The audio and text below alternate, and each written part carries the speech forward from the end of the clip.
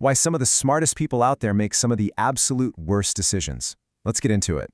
We're talking about the smart trap. This idea that your IQ, well, it's just not enough. We're going to unpack this paradox that honestly affects all of us. You know who I'm talking about, right? We all have that one person in our lives. They're just brilliant, super sharp, witty, maybe they just breezed through school, acing every single test. You know, the kind of person who can solve these ridiculously complex problems just in their head. The one you'd probably call a genius. And yet, you've also seen them make some truly terrible, just baffling decisions. I mean, with their money, in their relationships, even their career choices. It just makes no sense, right? It's like their incredible intelligence and their actual judgment are on two totally different planets. So why does this happen? How can someone with all that raw brain power get things so consistently wrong when it actually matters? This is a puzzle that's been around forever. But the cool thing is, researchers are finally starting to piece together some real answers. Okay, so this is what some psychologists actually call the smart people problem. It's this shocking gap we see between having a high IQ and, just making good rational choices.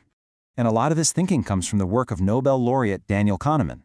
His whole point is that being intelligent isn't some kind of shield against mental errors. In fact, and this is the crazy part, it can actually make things worse. Why? Because really smart people are often experts at coming up with brilliant-sounding excuses for their own bad decisions. And look, this isn't just about your friend who makes bad choices. This has huge real-world consequences. Just think back to the 2008 financial crisis.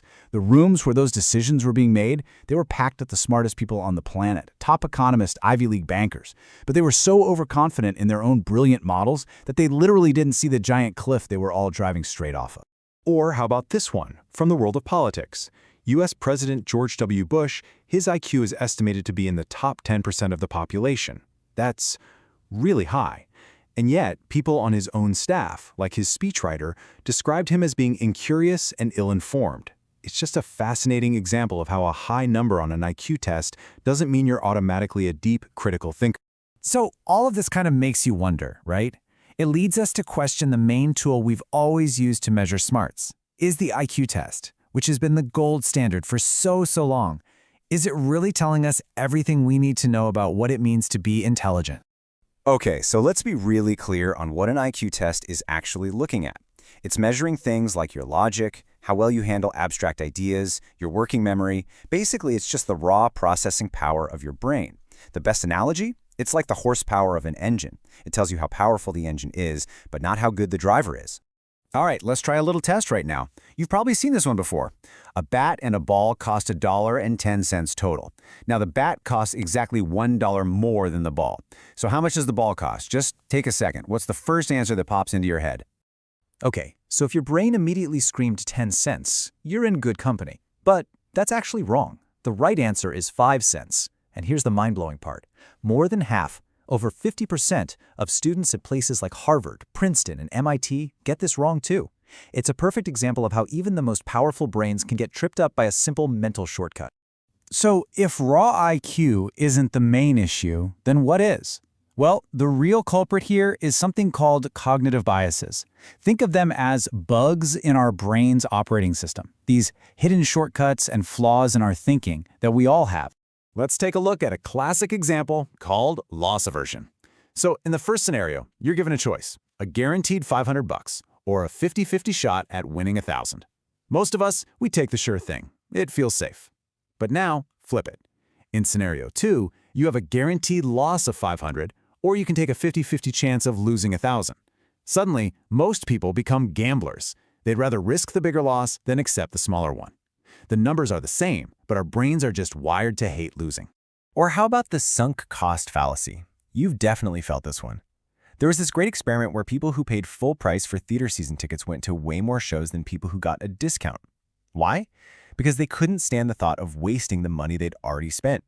That sunk cost was making the decision for them, not whether they actually felt like going out that night. And this next one is just wild. It's called the anchoring bias. In one study, researchers found people were willing to pay about a third more for the exact same meal if the restaurant was called Studio 97 versus Studio 17. That number, which is totally random, it means nothing, acted like a mental anchor, and it literally dragged the price they were willing to pay up with it. Crazy, right? And here's the kicker. All these biases are running in the background. They're unconscious. You can't just think harder to beat them. Actually, for smart people, trying to think about it can make it worse. They're so good at rationalizing, at telling themselves a convincing story about why their gut feeling is right, that they just dig themselves deeper into the hole. So if pure brain power isn't the answer, then what is? Well, this is where we have to talk about something different, a skill that's arguably way more important. And that's critical thinking. Yeah, this chart lays it out so clearly. If you think of IQ as brain power, then critical thinking is brain control. It's not about how fast your engine is. It's about being a skilled driver. And check this out. IQ is a pretty good predictor for doing well in school. But critical thinking, that's a much better predictor of avoiding bad things in your actual life. It's basically the antidote to all those biases we just talked about. And there's actual data to back this up. One major study looked at what was a better predictor of avoiding really negative life events. You know, things like getting into major debt or losing your job. And the results, as you can see here, were so clear. Sure, having a higher IQ helped a little bit, but having strong critical thinking skills, that was a way better sign that someone would manage to avoid those kinds of real-world disasters. But here's the best part, the really good news in all of this. Your IQ is pretty much fixed. Critical thinking, though, that's a skill. It's a muscle. And that means you can train it, you can practice it, and you can get better at it. It all starts with little things, like just pausing before you react, or asking yourself, wait, what if my first assumption here is wrong? It's not easy, for sure, but it is something anyone can work on. Okay, so this brings everything we've been talking about right back to us, to a really personal challenge, because this isn't about pointing fingers at other people. It's about taking a hard look at ourselves. I mean, it's so easy to see these flaws in other people, right? You see your friend stuck in a bad relationship because of sunk cost, or you see the overconfidence in your boss. But turning that spotlight around and spotting those same biases in yourself, that's the real challenge. Are you really aware of your own blind spots?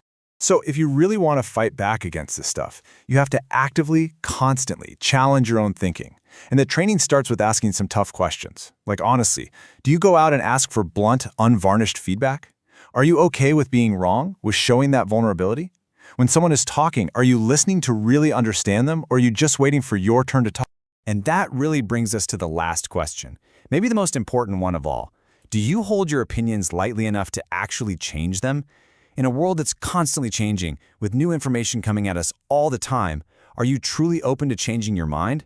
Because ultimately, being willing to do that, that might be the truest sign of intelligence. All right, everyone, thanks again for joining us on the Duo Dialogues, and stay tuned for more deep dives coming soon. See you next time.